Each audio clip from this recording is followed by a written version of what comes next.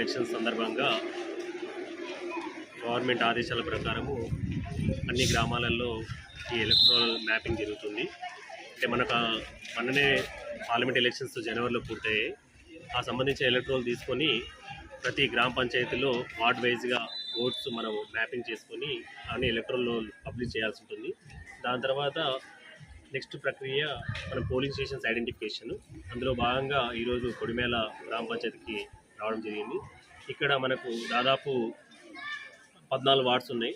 ఆ 14 వార్డ్స్ సంబంధించిన polling stations ప్రాపర్గా ఉన్నాయా లేదా, అక్కడ ఇన్ఫ్రాస్ట్రక్చర్ ఫెసిలిటీస్, దానికి సంబంధించిన బేసిక్ ఏమైనా ఫెసిలిటీస్ ఉన్నాయా లేదని వెరిఫై చేయాల్సిన భాగంగా ఈరోజు ఇక్కడికి రావాల్సి వచ్చింది.